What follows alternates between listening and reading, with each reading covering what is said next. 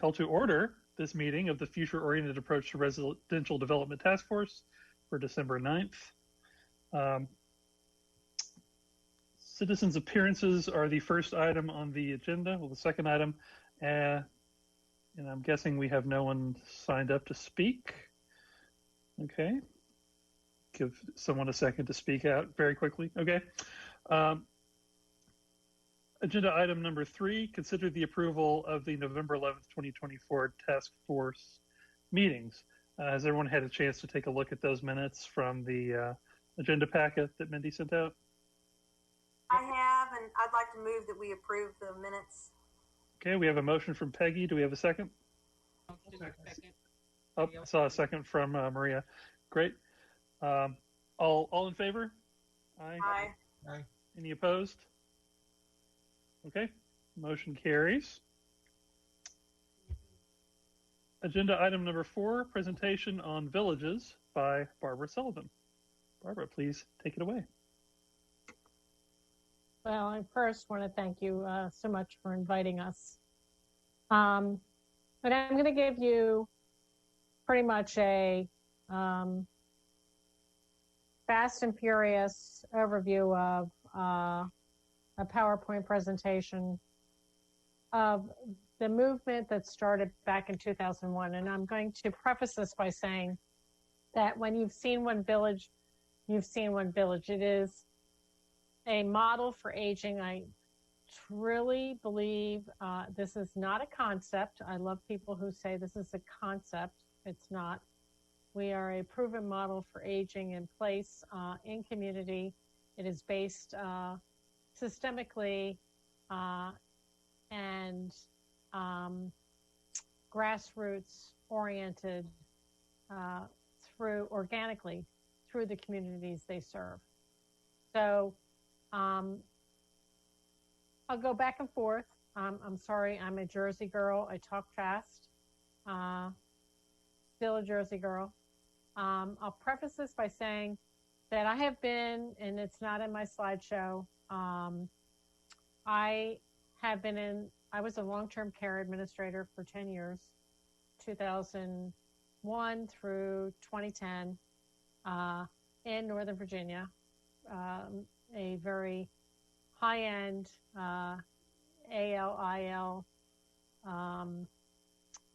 senior living community.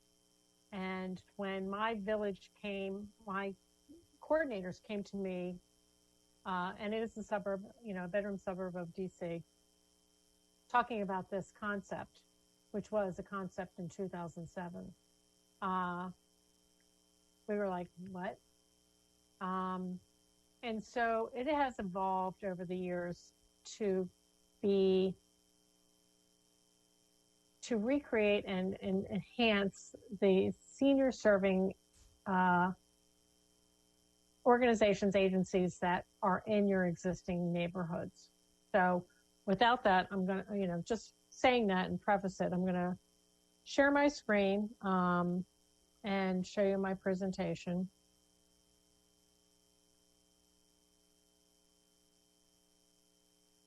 So our logo. So I started this by saying it's geographically just, defined in the community that you serve. So keep this in the back of your mind as I'm going through this slideshow. I'm not reading through this. I'm not going to, do a dialogue of everything that's on these slides. I'd be happy to share them with you. The bottom line, it is consumer driven. It is self-governing, most of the villages. I'm not going to do a sidebar and say there are cities that are creating their own villages citywide. So they are more than just the paid staff and all volunteer. They are parent-sponsored organization. Most of them are self-governing. And the most important component that you walked away from this presentation is that they are totally grassroots and they are volunteer first organizations. In other words, volunteer driven. And of course, enabling people to age in place at home. And that's the one thing, and I'll refer to this as I go along as BC. So BC is before COVID. So, helping to engage people at home and in their demographics. Hang on, let me get rid of this. Why villages now? Back in 2001, we realized, and we still realize, that there's this middle part of America that has been, lost in the demographic story. There's not a lot of public policy, the needs for moderate to middle income folks, the traditional resources that, we know that are out there, but maybe not available to the middle income folks. And so they're not poor enough to get some subsidized, assistance through state, local, and federal assistance programs. And so how to relook at some of the traditional resources.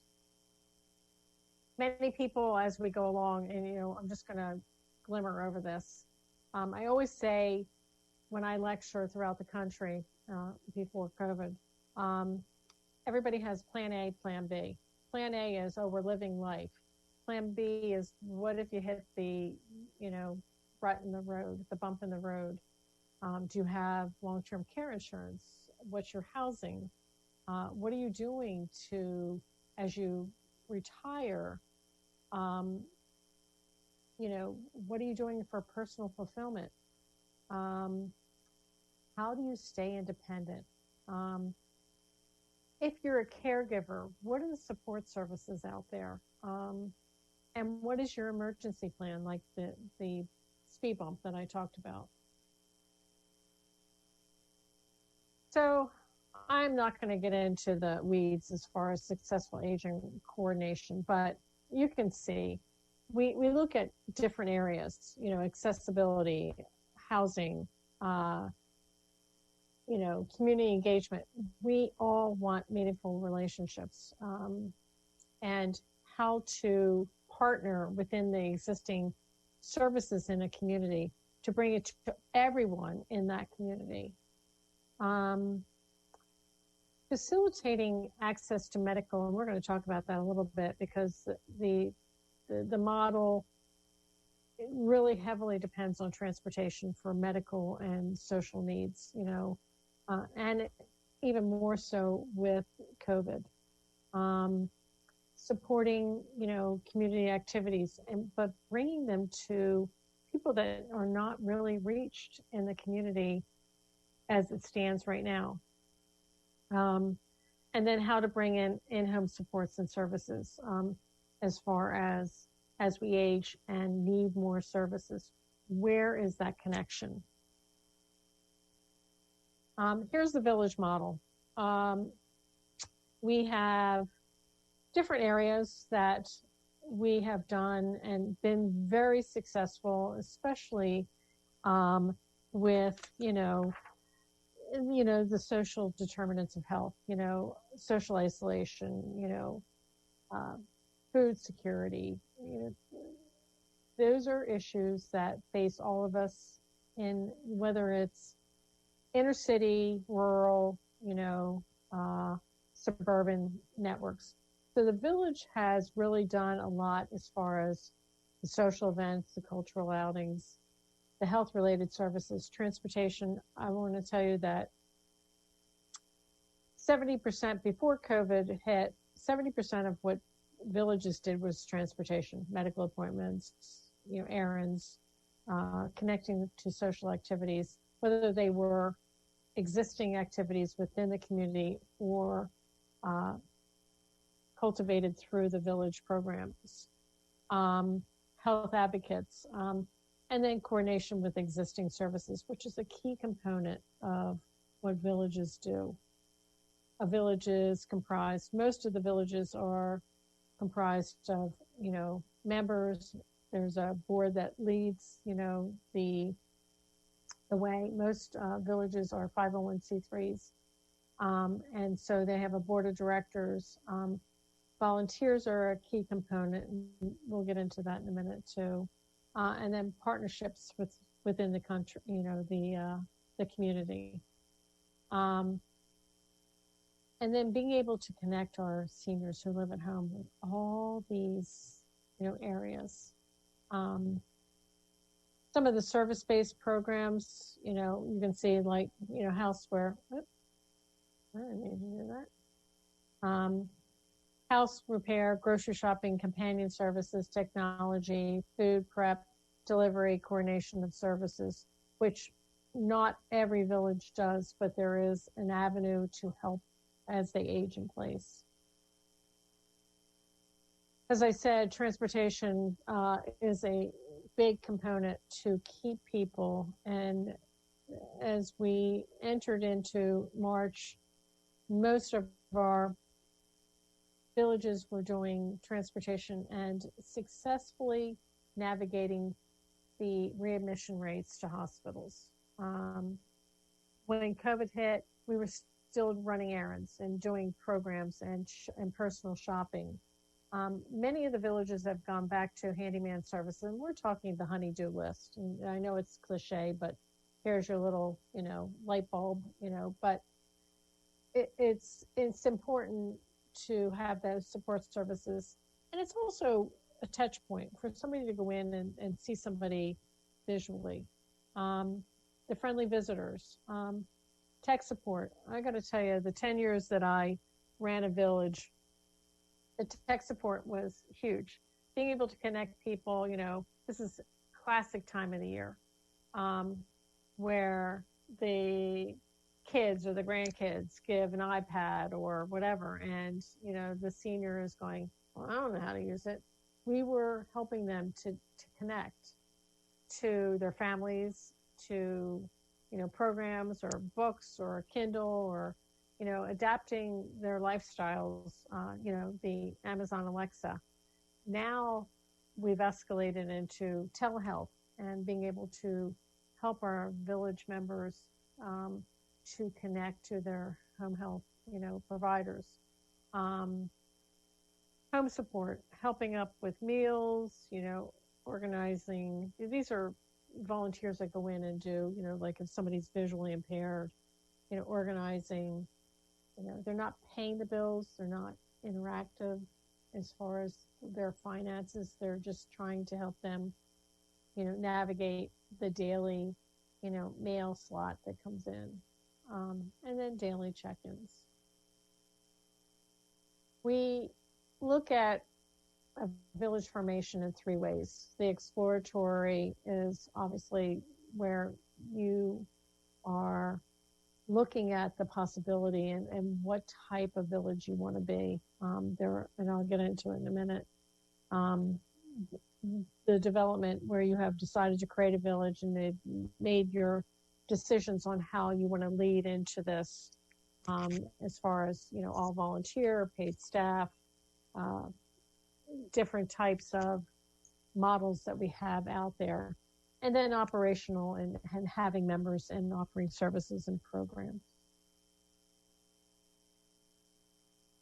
Some of the basic decisions are important. It's, the governance, whether or not it's a standalone organization, whether or not you have, like all of you, a good example is Swampscott, which is a parent or sponsored organization.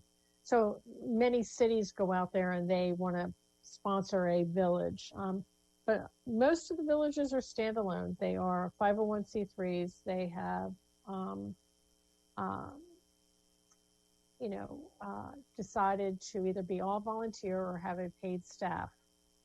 A very new and upcoming area is the hub and spoke model, which is, as it sounds, the hub has most of the financial or fiduciary responsibilities. They have the 501c3, and then the spokes are different areas in a city or state, believe it or not, that have their own volunteers, but all the resources come out of the hub.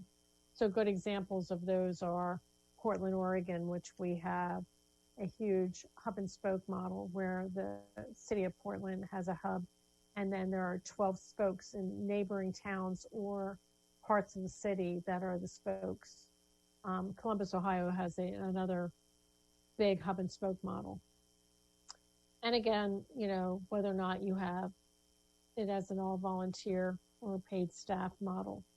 I will say that the financial differences with an all volunteer and a paid staff, obviously you have to look at the financial sustainability of the long term with paid staff. And then your offerings. We have many villages out there that offer services, and they go from social programs to, as I said, transportation. And some of them even do companionship and whatnot, non-medical, all non-medical. So it really takes a core group. This is not something, I just had somebody today who called, and she's from Indiana, and she said, yeah, well, I really want to do this, and I want to pay for an opportunity membership, which is one of our levels of membership to start, exploratory stages. And I'm like, call me back, and, when you have 5 other people. This is not a one, person thing. You have to collectively work together, understand that this takes 1 to 2 years to start a village program. And a lot of it is, the incorporation, the needs assessment within the community, and a needs assessment is a survey. What's there as far as an existing program, and what, you need to supplement it. No village wants to reproduce what's already existing. They want to enhance it. And then it is a 2-3 year, commitment. And then your leadership roles as far as your governance. This is a very interesting statistic. And it came out in 2019, I believe. And it's really interesting, the volunteers that the villages, have. And you look right here, and this is your boomers. These are your boomers. And these are people who are retiring. They're looking for purpose. They're looking to give back. And they're looking also, because these are the ones that were, on the edge back in the 60s and doing a new revolution. And now they're looking at their aging revolution and what they expect as they age and what they want to see within the community. So there's a very vested interest in this boomer population. And also keep in mind that this age population also have parents in this age population. So they're looking to what they need for their parents, but also down the line what they need. I did talk about partnerships. I can't even, pound this more. It is, the community partnerships and the interactions and the collaborations that make a successful village. Building the relationship within the community members, reciprocal, relationships, coordinated services. I was on a focus discussion yesterday with Brookings Institute, and they asked me to come to this 40-odd person, panel discussion, and I was just going to sit like a mouse in the corner and listen. And they were calling me out because we are community-based services, and they want most of the folks in the aging spectrum need to come back to the community level. And that's, just what I heard loud and clear at this meeting yesterday. Here's our village map. You can see the concentrations. We really are very, we have a couple, I think we have one in South Dakota, heavily concentrated in the Northeast, Mid-Atlantic. California has a big movement, the Pacific Northwest. You're seeing the, Southeast Texas is actually starting to come along a little bit more. We have a couple of villages that are really formulating exploratory stages and looking at aging in place spectrum. So with that, I told you I was fast. Be happy to answer questions. I'm sure you have a ton. I didn't get into financials. I didn't get into some of the insurance liability issues. But this is an overview of why start a village, why now. As we move forward, I look at, and we are seriously working with some of our partners in the federal, state, and local jurisdictions as far as Medicare Advantage programs. We scratch our head and go, okay, if Uber and Lyft can be reimbursed through Medicare Advantage programs, why can't our volunteer corps be reimbursed also? So there's, to be proactive and look at preventative care in the home through Medicare is, one of our hats that we wear. The network itself is a twofold organization. One, it's a mentoring, a village commons. We have a village toolkit that helps villages start from A to Z. How to incorporate, how to, and it gives you directionally how to navigate next steps. But the other hat is where we are in the aging spectrum nationally and how we can enhance our aging population. And just to give you a little statistic, there are more people over 65 than under 18 right now in the United States. So it gives you a really, idea of where we are.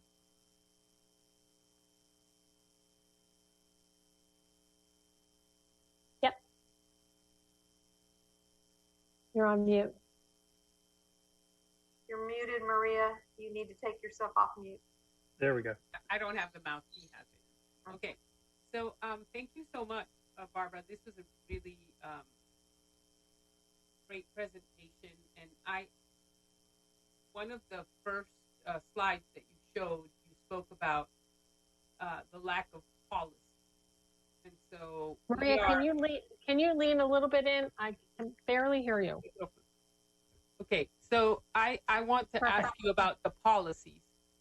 And, because of the type of group we are, we're working for the city. We're volunteers of the city to give some recommendations. And so I'd like to know more about what kind of city policies, state policies you've seen that have worked.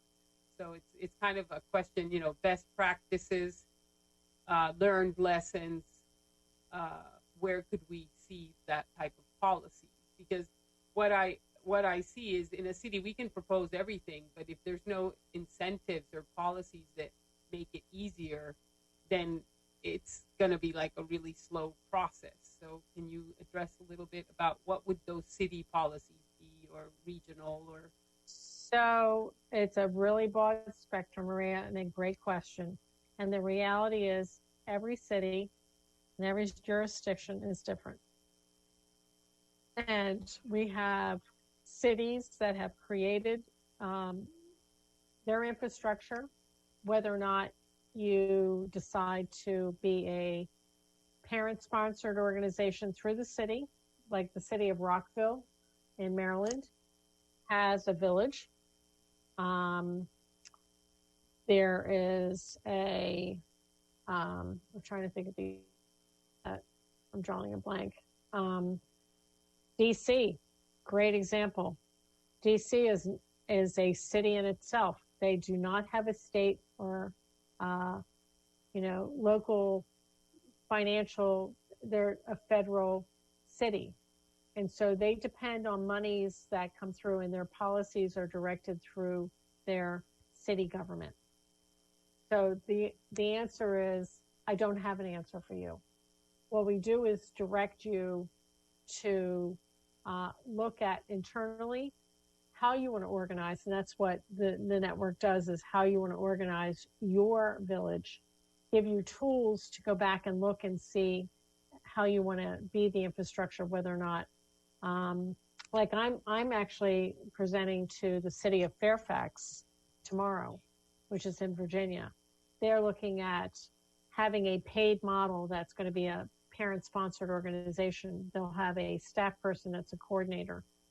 So these are decisions when you become an opportunity member, you can navigate. And we're a, as I said, we're a clearinghouse. We're, a village commons where you can come and you can talk to our 350 villages that are throughout the United States and find out how they did it. What is the city of Portland doing? The city of, I will give you a great example. I just thought of it. San Francisco.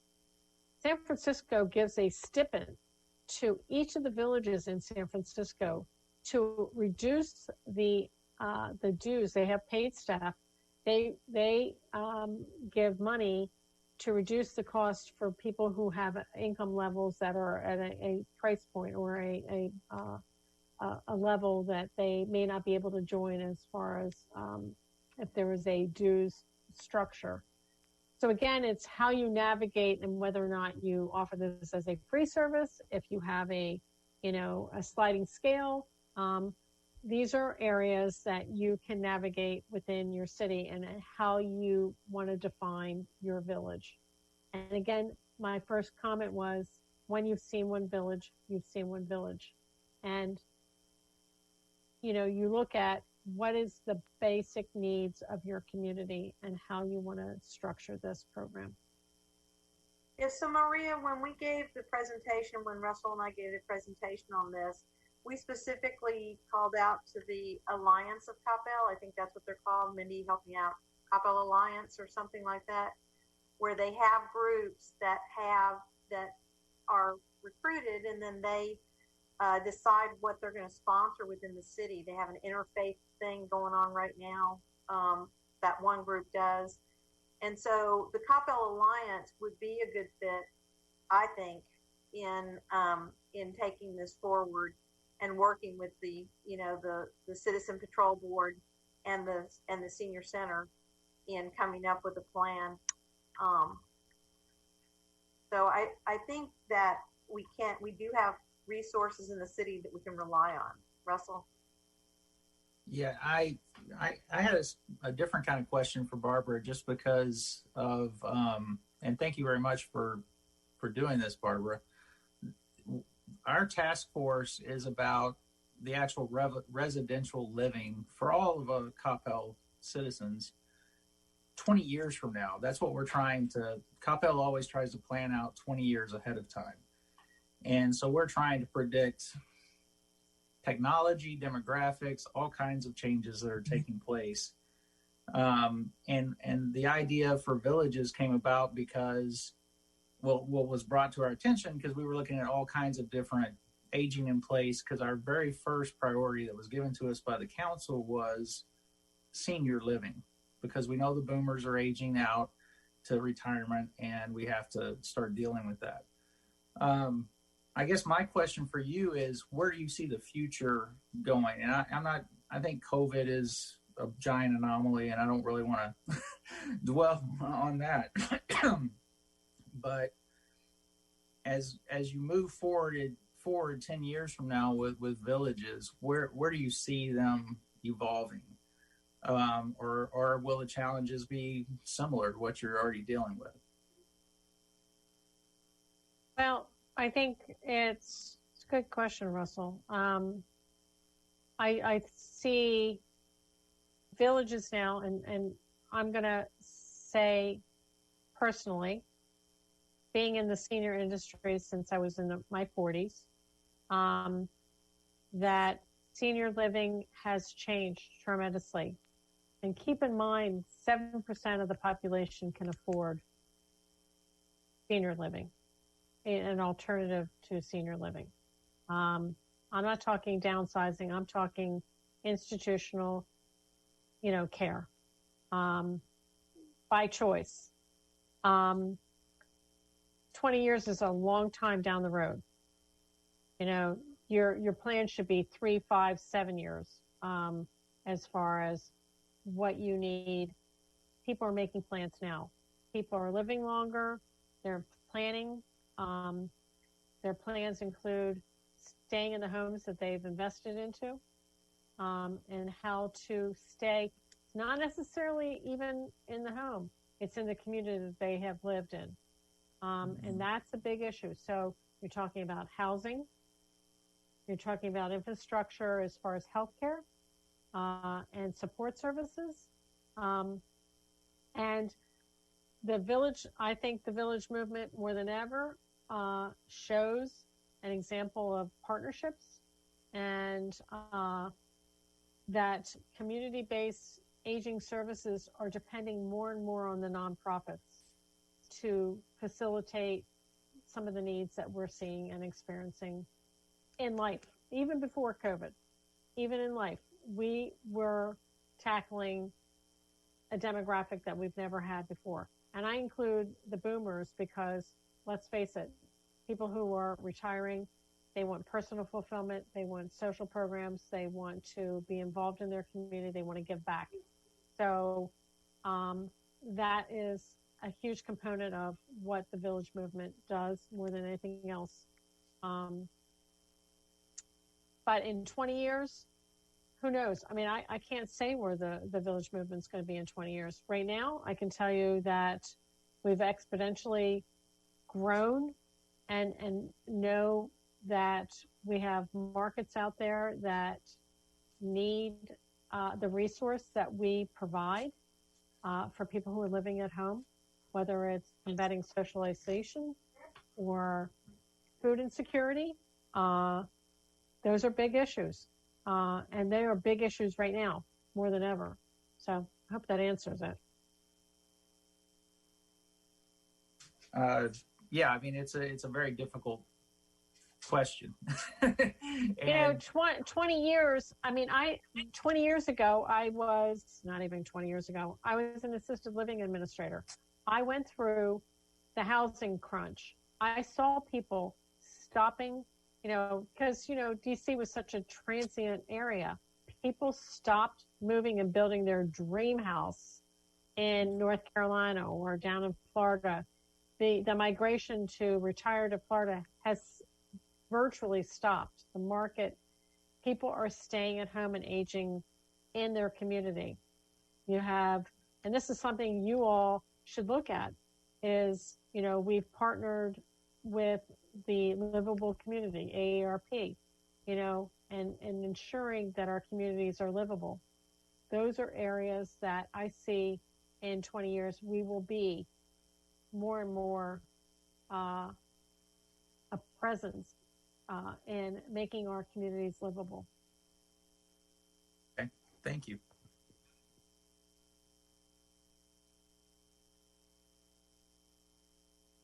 Anything else? Anybody? I would like to thank you, Barbara. I mean, I reached out to you and you answered like right away. Sure, I'd come, and talk to us. Happy to help. Thank you very much.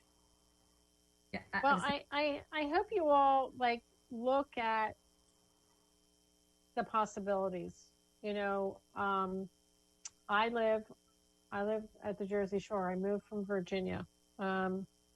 I have a village that's down the street from me. They partnered with Jewish Family Services. They provide an extensive overlap, not just the village as it exists, but also the comprehensive services that we need as we age. And the coordinated services that people need to be at home is the most vital part of aging and our aging plan.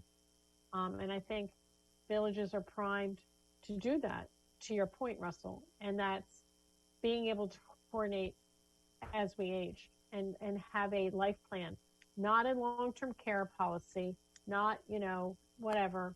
It is having a life plan and having plan B as we move forward. So. Well, we do appreciate your time and your information tonight. It's been, I think it's been real insightful. So thank you for joining us tonight to share with us. So wonderful information. Really appreciate it. I'm happy to help. And I'm going to go give my husband dinner now. I'm sure he's looking for it. Wonderful. Thank you. Happy holidays. Thank you. And send me an email if you have any questions. Thank you. Bye. Happy holidays. Thank you. Bye now.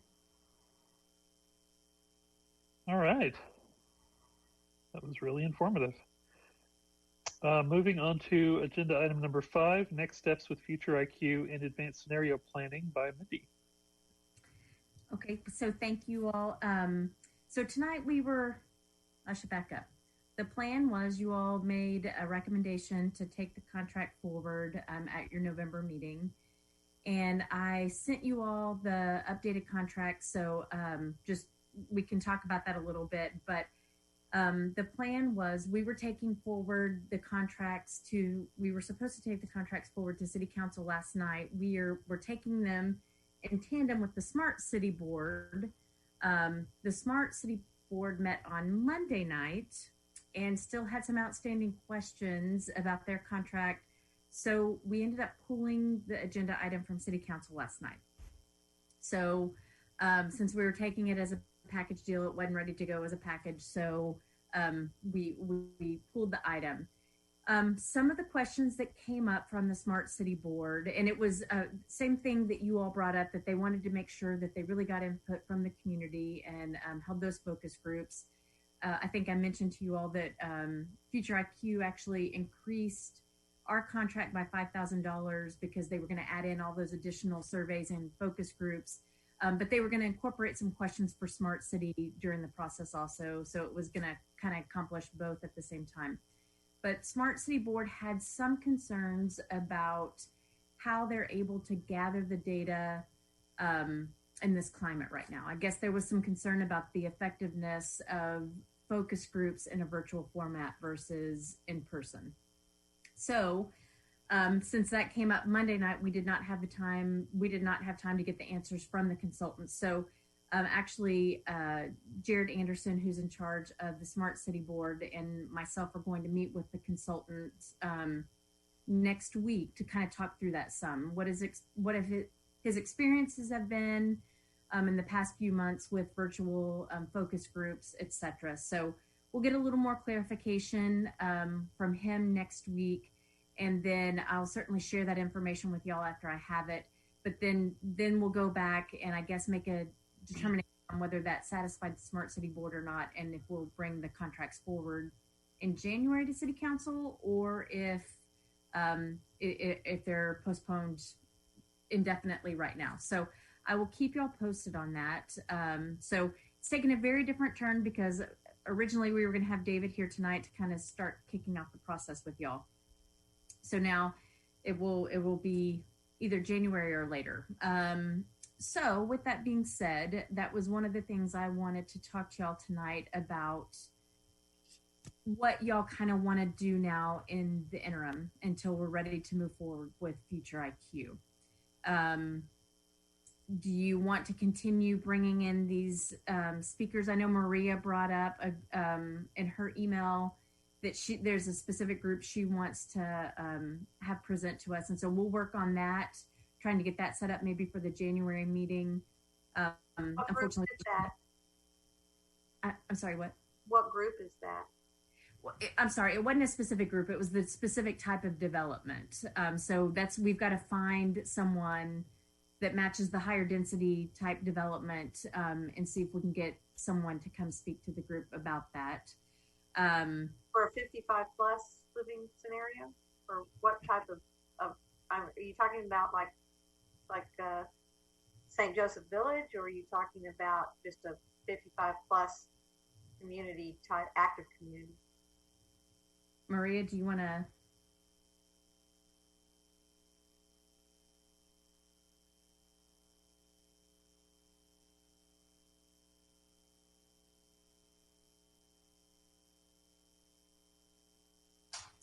55 plus, but in an urban, more dense kind of community. It's a little bit what Russell spoke about.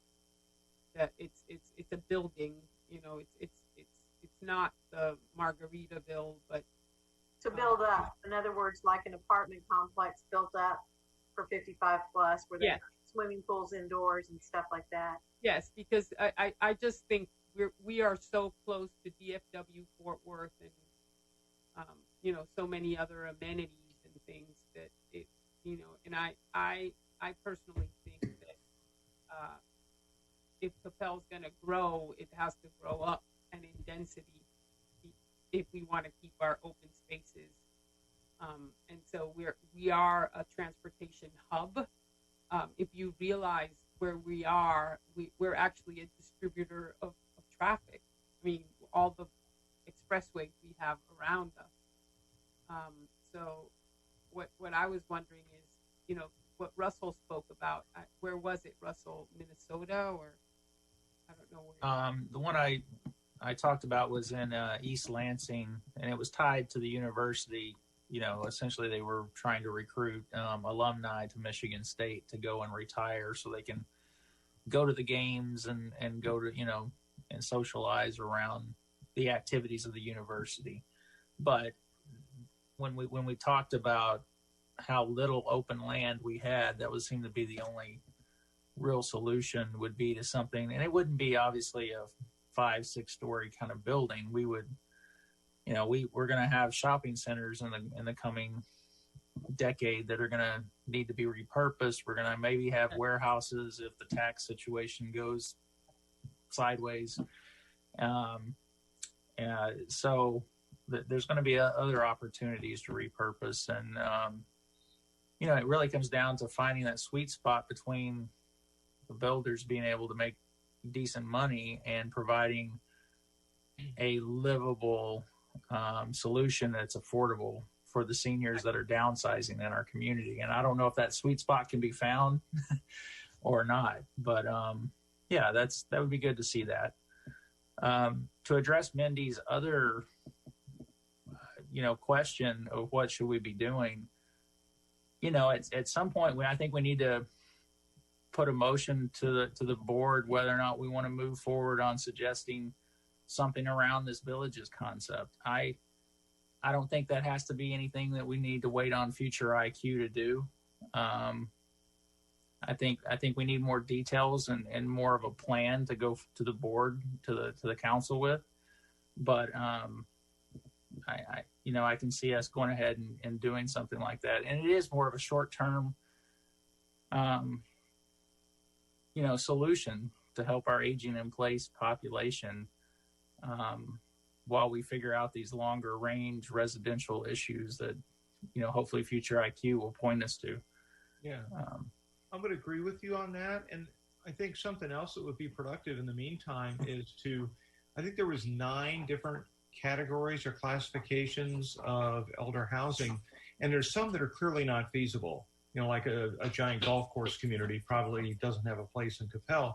To kind of go through that list and start paring things down and say, okay, we've pared it down from 9 to 4. Now let's focus our time and attention on these 4, and then, okay, these 3, and then it eventually becomes obvious. But I think as long as we've got a whole, you know, buffet of choices, some that clearly aren't feasible, I think it's best to, if we can, just pare them down. Yeah. Okay, perfect. And so to Russell's point real quick, I should say, so Smart City Board did make a presentation to City Council. I believe it was at the November meeting. Maybe it was October. I can't remember for sure. And basically just giving them an update of what has been done so far. I think we've done y'all have done a tremendous amount of great work. But I think we can start thinking about what we do want to go ahead and present to council. And so maybe it is bringing forward that village concept as this is kind of our thought as a short term. We're going to continue working on the long term. The advanced scenario planning, I think, will help us look at the long term a little better on options. And so So maybe that's what we kind of do at the January meeting. We'll see if we can get a speaker to come speak to us about the concept, the 55 plus higher density development.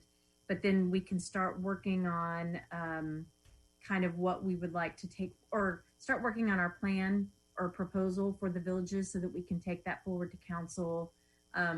Again, it's kind of this is our interim until we bring forward the longer plan, more long-term plan. And I think that's a good idea too, to take the matrix and start saying, let's not waste more time on these. We don't think this is something that ever will happen or is a good fit for Coppell or whatever it may be. So those are good next steps for us. And I think a good pattern or stuff to give us some content until we're ready to move forward with the advanced scenario planning. So is there anything else you all really want to see? It doesn't have to be in January, but just in the coming months. A quick question, and maybe I'm just stating the obvious, but I would want to make sure that when they're doing the survey questions or recruiting for the focus groups, that it's not just age demographics, that it's diverse as far as race, as far as religion, as far as, LGBT, to make sure that every voice is heard, at least to the most feasible way. Well, so that was one of the other things that I mentioned in the email to you all. I know that one of the big things that we talked about was a representative sample of the various classifications based on the 2020 census data. And that was one of the things that the consultant came back with, was that data won't be released until I think he said April this coming year. So it may work out timing wise great that we'll have that data right about the time that we're trying to start gathering those focus groups. And that'll be part of what I talk about with him next week, is what is the plan for trying to grab those representative samples too? Again, we know they're not going to be statistically significant samples, but at least we know we have covered everything and it's not, percent from the same category. And so it does have to be somewhat statistical. In other words, if we say that we have 20% Asian population in Coppell, and I'm just making this up, I have no idea what the percentage is, then in their focus group, they've got to have the same 20% Asian in the focus group, because otherwise they're not going to be really hitting the nail on the head like Maria has talked about. Yeah, and if you have just one person who's Asian, they're speaking for an entire community. So it's just right.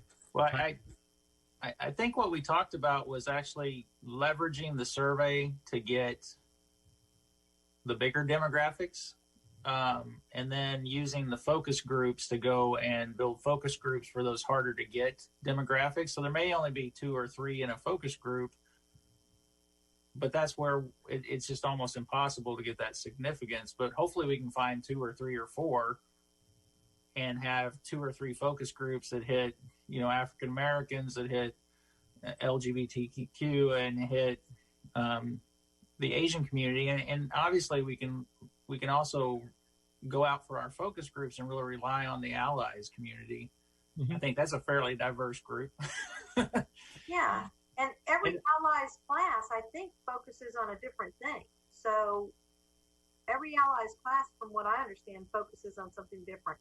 So there's one allies class that is totally devoted to inter-religion type stuff. Mm-hmm. Yeah, and I think Russell's exactly right, that we felt like we could get a pretty good turnout based on what we saw in 2040 from certain segments of the population, and maybe those focus groups are where we will have to do more of a hands-on recruitment to get feedback from them. And allies is, I think allies was in existence when the 2040 group started, but I think it was in its infancy, and I think it's definitely grown since then. And we've had, I think we're on our third cohort, maybe fourth. Okay, third. And so that's a much larger sample of people from the community that we can try to use to help us find, people from the different segments to try to participate and give their input and feedback. So, so again, at the end of the day, we can't force them to do it. So we'll do everything we can to get everyone to participate. But so that will just be some of the questions of him on what has been his approach in other communities on getting that input if you don't have willing volunteers that will participate. So Allies is a good resource for us to find that. I think we can probably hit the senior population through the senior center. I think so. I'm optimistic that yes, fingers crossed that we'll be able to get a pretty good sample from all the various groups. So we have Zoom meetings about 2 to 3 times a week with the senior center, because I participate in most of those. So those folks can do Zoom and do it well. And they do participate in that kind of stuff. So they're not techno challenged that much. And that's the thing. I was not at the Smart City Board, so we'll explore a little bit further in our conversation with the consultant on, is there a concern that if you're using, virtual meetings technology, that you miss certain segments because they aren't tech savvy, or is it that they feel they're just people don't open up and share as much? I'm not sure what their complete concerns were. I'm not discounting them. I think they're valid. I just don't know the specifics behind what their concerns were. So, so we'll kind of talk through that a little bit more. And so I think after we brought up the comment on, we really want to make sure we get a very diversified group of input, and then the Smart City group, I think that maybe made the consultant kind of rethink, okay, let me think through this a little further. And so hopefully we have a better product after all of this input. So, the other thing is that, I mean, it's good that we're pairing with Smart Cities, but if they have all these other concerns, not just the same concern that we have about, making sure all the minorities, everybody's accounted for. If they have other things about this, is there a way to separate from them so that we can move forward and we can be going forward and let them work out their other deals? Yeah, yes, absolutely. So that was part of the discussion too yesterday. It was too late at yesterday morning. The agenda had already been posted, so it was too late to try to separate them out. At some point, so after our conversation with the consultant next week, if I feel like those concerns really don't apply to us, then we have the ability to go ahead and break them out and take them separately. So, so we can absolutely do that. That will just be part of the discussion with the city manager and the consultant, and figuring out what's the best plan to take this forward and get it through. So, so okay. Any other thoughts on things just next for us that y'all are interested in? Just a question that's kind of related to what Leslie was talking about nixing different things. I think a lot of those different types of housing are related to the capabilities or where that person is in their life journey. And I had a question for all of you guys, and all your research. Have you seen a matrix that really talks about the different stages of being a senior? So, like, to me, there's, am I married or single? Where am I financially? where am I activity wise? Am I maybe an in-law living with my children? Is there anybody seen just a matrix that kind of puts those things together, and then we could map those different items to the matrix?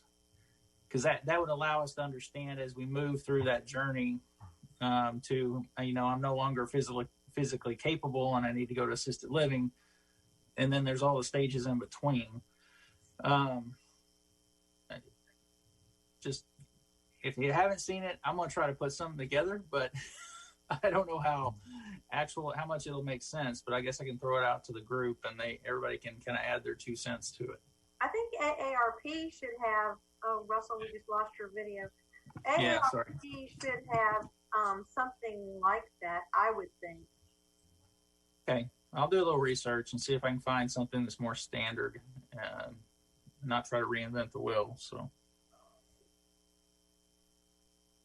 I will say that incidentally, Barbara mentioned AARP having a livable community resource guide, and I pulled that up since she mentioned that, and that is chock full of a lot of interesting information. So that's something to check out if you haven't previously. Yeah, I actually pulled that when I was doing research, and actually some of the 11, that I identified actually came from some of that. Got it. And it came from, most of the 11 came from AARP literature, and that was one of the pieces of literature that I read.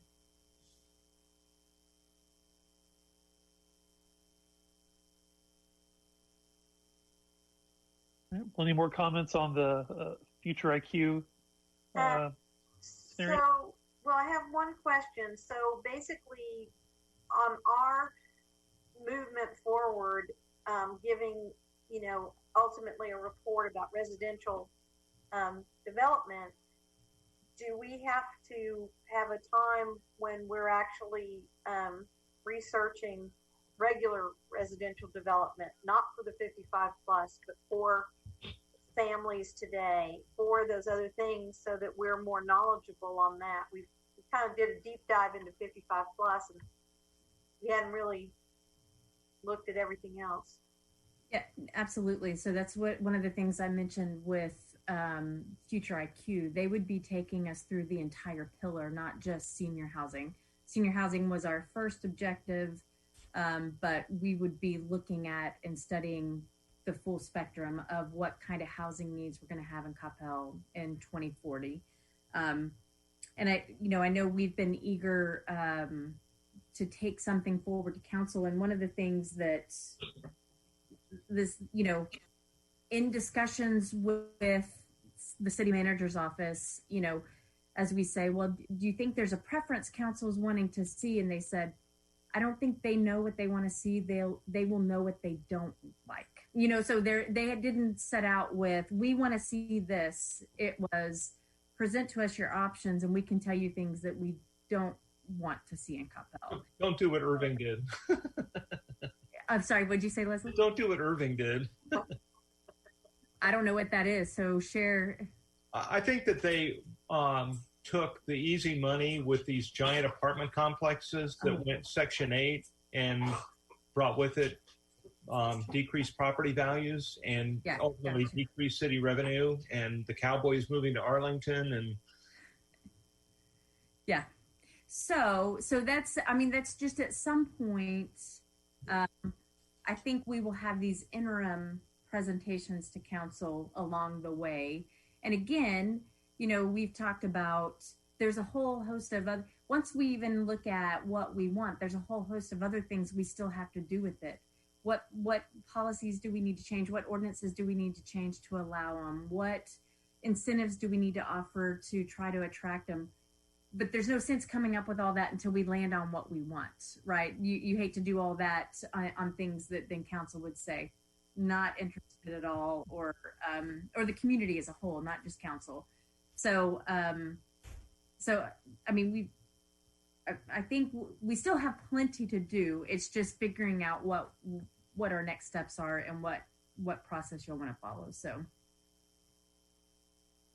and if that's not a question we're prepared to answer tonight, that's something for us to think on and bring forward ideas. But I saw Right. Maria had her hand raised.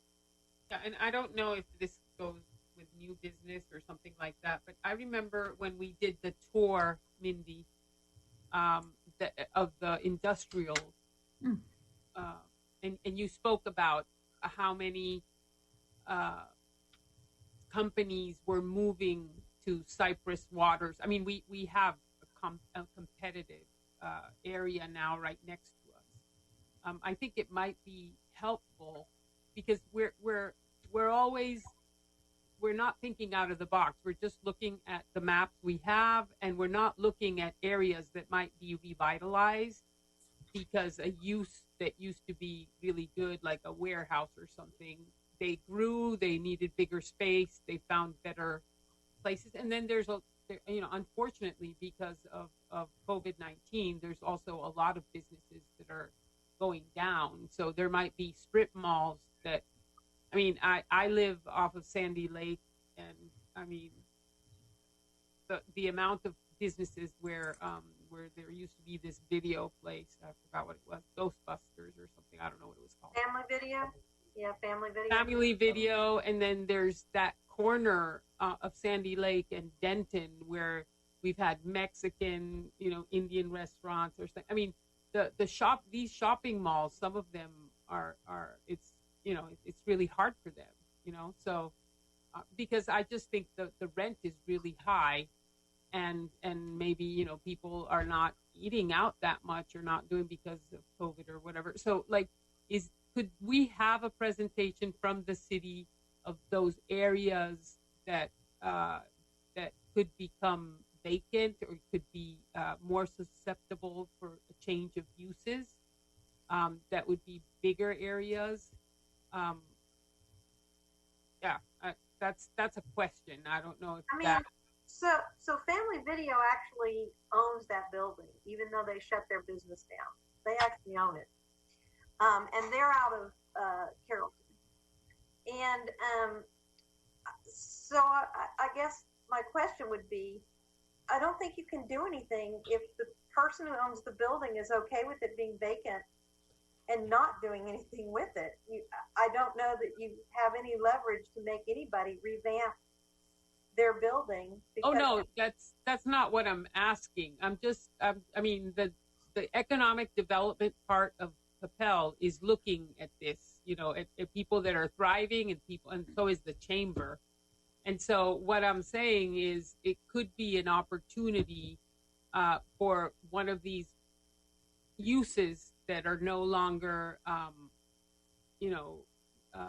profitable to put residential with mixed uses or something like that, where, what we're seeing from the village and from everything, and I feel it too, is seniors like mixed uses. Why? Because the mobility and the transportation is a drag.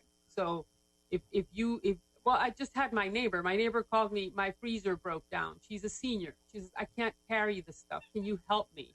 Well, I mean, I have a huge freezer. I went and I supported her, but she's in a big house all alone.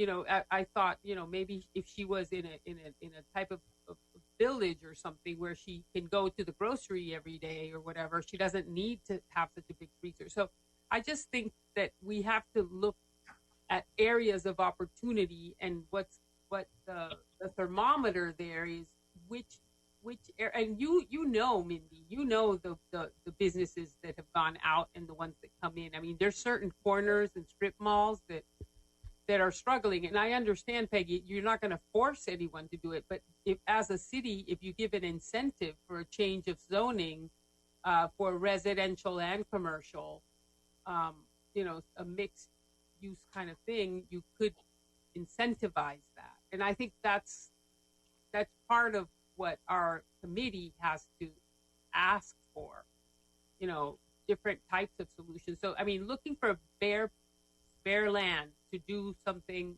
okay, we're not going to find it, but what about those pieces of land that are being vacated because the uses are no longer feasible? Right. Yeah. I was just going to say, Maria, if we can make the suggestion that a 55 plus high density mixed use community gets built, let's say. And it doesn't have to be on the open land. It can just be, we recommend it to be, when we need to repurpose a shopping center, or it's really up to the council and the times to decide when's the right time to go in and really take over. Because how many, it's like when the little Universal Academy or whatever took open that entirely empty shopping center, right? That doesn't happen very often, but in the times to come with Amazon and automated cars and all the things that are coming, and that's where we have to look down 10 years down the road and just say, hey, and I think you're right. It's really more about the location. It's about us saying in the downtown area where we can make it walkable. Coppell needs to be trying to create this kind of community. And it may be 10 years from now before the conditions are right to take over a shopping center or to do whatever needs to be done. But that's the kind of recommendation I think that we can make. If you could go to a builder and say, we can fill this right now, that incentivizes the builder to build it because it's not going to sit vacant. Sorry, Mary. From a real estate perspective, I think it's less of an issue of trying to incent some hypothetical developer to do one particular thing. It's more creating an environment that would make them want to do that. Because I know there's both, local and national, real estate development firms that have people whose sole job is to look for properties that they think they can buy for a decent price and redevelop into something that's worth more. So, like the family video building, if someone was out there thinking this would be a great spot to put, a mid-level mixed commercial and adult living community, they'd be doing it, and they would know how to work with the city to get the zoning in place in order to make that happen. But So first, I think you have it to is. buy the building from the family video people, because the family video people seem to be okay having an empty building. Well, Yeah, no, part of it it's is not like a empty. price they There's would a want, church there now, or some kind of worship place. But like, for example, when you see where the new arts building is, Right. what's right next to it are these trucks. I mean, it doesn't make any sense. I mean, what are the truck drivers going to walk to the art performance hall to watch us look at some sculptures? I mean, that industrial thing there, it's locked in there, so, but it would be really good to have mixed residential, not like the Darling thing, because I mean, the houses of the Darling, I think, are more expensive than the house I'm in right now. It's not an option for me to go to a Darling house. But these are big lots of warehouses that are now inside our downtown almost. So, I understand that private companies do what makes money for them. But I also understand, because I've been working in the South with Duncanville and Cedar Hill and Lancaster and Hutchins. These are much smaller,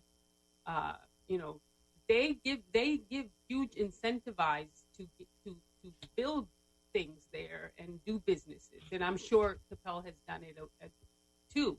I'm not an expert at that, but, looking at those areas that have been, and that's an example between the where the animal shelter is and the Darling homes. There's these warehouses, and you have the park for the children to learn how to drive, and so it's like it's a place that's very weird, that the mix of uses is almost not compatible.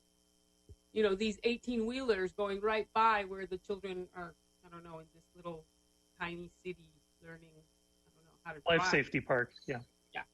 So, But don't forget that that's a free zone. That's a very specialized area. It's a free zone out there. What's a free zone? I don't know what that is. Well, it's the triple Freeport exemption for, the taxation. airport free zone exemption is there. Oh, okay. So, yeah. I understand why it's there then, but that's an incentive, and that might be a negotiation with the DFW. I mean, DFW is going under. I mean, there's no traffic in airports right now, so they might be rethinking, their land or whatever, their policies. But I continue to see an area of policies where we have to think out of the box. If we continue to do the same things we've always done, we're going to have the same. I think we have to think outside the box, but I think we have to be realistic as to what land we do have, because the other land where companies are, you can't really. I mean, unless that company decides they want to reform, but a company that's doing big truck stuff and transportation stuff is not going to turn around and say, well, we've decided to ditch that and we're going to build a high-rise, senior, high-density senior 55-plus community here. Well, especially considering that the warehouse right behind the Performing Arts Center also seems to be rail served. For me, looking at the aerial, which adds even more value to it as an industrial property. So that's a tough nut to crack. Yeah, well, it was there before that Old Town development took place too. So that's absolutely factors. We actually forced that into an area that was more prime for industrial than for what it is today. But the discussion about thinking outside the box, that's exactly, that is exactly what we need to do. I think we're coming up with interim as well along the way. And then the thinking outside the box is more of the long term. So we're definitely going to do that. And again, that's part of what the advanced scenario planning does, is it takes it and helps you envision what it could be, what the possibilities are. And then that's, Matt turned on his camera, so I'm sure he wants to chime in on this, but that's part of then what happens. Then we make changes to the comprehensive land use plan based on what we model, because there are areas that are more prime for, I'm not saying redevelopment, but for different types of uses. Let's say we certainly have, you can look at underperforming buildings, and you would think those would be then prime for redevelopment. The land values in Coppell are really high, so sometimes that makes it challenging, even though it seems like it should be easy to purchase and redevelop. But I won't speak for Matt. So Matt, if you were about to talk, I didn't want to speak over you. I think you summed it up. I mean, short-term planning, and then you have the long-term planning where it goes into the comprehensive master plan. That's what you guys are talking about, and that's, you summed it up perfect. So I think it's good. I think it's good that we're thinking about both, because there is a need now. And so we're trying to tackle the need now, but then looking further into the future. And it's not just about senior housing, honestly. It's about types of housing for Coppell in the future. It's hard, and I think that's why you hire a consultant that Future IQ, they're futurist. And so it's hard when you're sitting here today to envision what it's going to be like in 20 years, right? And what the needs will be. And no matter who does it, it's going to be a little bit of a guess, because nobody really knows what could twist and turn, and who would have guessed that there was a pandemic that could change the office tenancy, right? So there are things that you can't predict, but that's why you bring in a company like Future IQ that can help walk you through that a little bit and envision things that we aren't paid to think about, right? You're all volunteers. So I think everybody's on the right track. I think that's all of it's really good input. And so we're on the right track on that. So. Okay. Well, I think we're probably kind of out of agenda item 5 and into agenda item 6 at this point. Because we've kind of been mixing the Future IQ talk with new business. Is there any other new business for us to bring up at this point? Well, this is our opportunity to say goodbye to Leslie. As we said, we're all sad to see you go. We appreciate your service and your input this year. And we'll miss you. Absolutely, we'll miss you. And but we want to thank you for being a part of this group. So thank let you. Say anything you want to, Leslie. Well, it's just been my joy to work with you. I guess to make a long story short, my career has been radio. So I've lived in 13 cities in 7 states around the country. And so I haven't ever really felt like a part of where I've been living. And that's different now. This is where I'm staying. I'm not going anywhere. And so I've felt the call to be more involved in the city that I live in. And it's been a joy to do this. And I don't think my service for Coppell is anywhere near over. But I don't look at these things as like careers. The more voices and input in there, the better. And so, I've had my 2 cents. I look forward to having the next people, whoever replaced me, to have theirs. And I think it'll just make for a better city. So thank you all for your work. No, thanks, Leslie. Thanks, Leslie. To fill out a survey and be on a focus group in the future. So, so we're recruiting you now. Okay. Sign me up. Okay. So we've got some new members joining us. So not only will we be replacing Leslie and Monty's positions, we're also adding 2 alternates starting in January. So Matt and Cammie and I will do a little orientation with the new members, or try to do a new orientation with the new members before the January meeting, so that we can try to catch them up to where everybody is, so that they're not coming in completely blind. And so we'll welcome them, but we will certainly miss you, Leslie. And we really appreciate it. You know where to find me. Okay, good.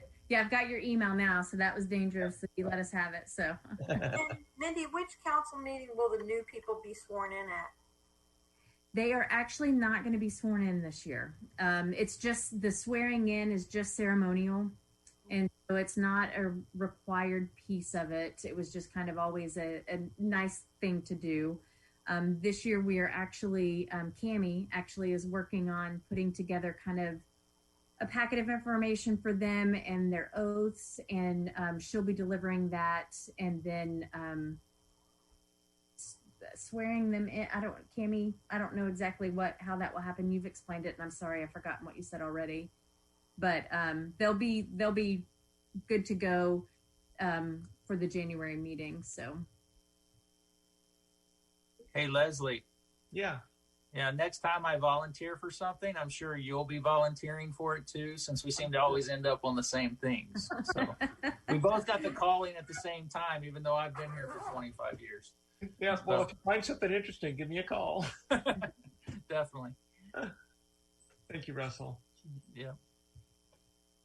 So anyway, that was it. Unless anybody else has any new business for the group, we appreciate all your work this year.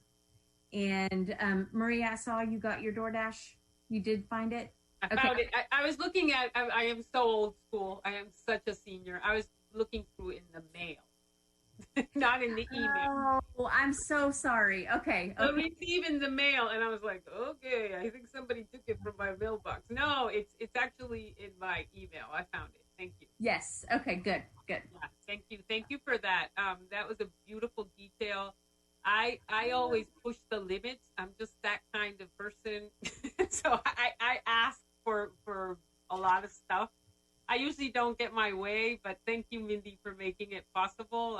Yeah, we're going to order some really good food tonight. Well, thank you. Good.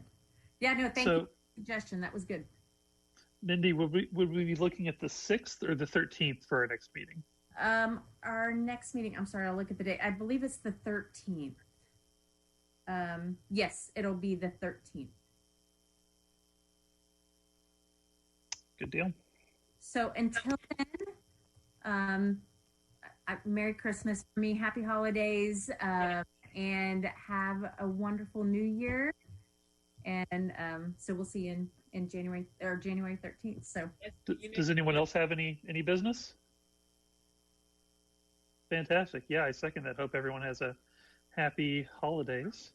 And if there's no other business before the board, meeting is adjourned. Thank you, Barb. Thank you. Bye, guys. Thanks for the Happy New Year. Merry Christmas. Merry Thanks, Christmas. Leslie. Bye-bye. Bye, Matt. Thank you, Matt.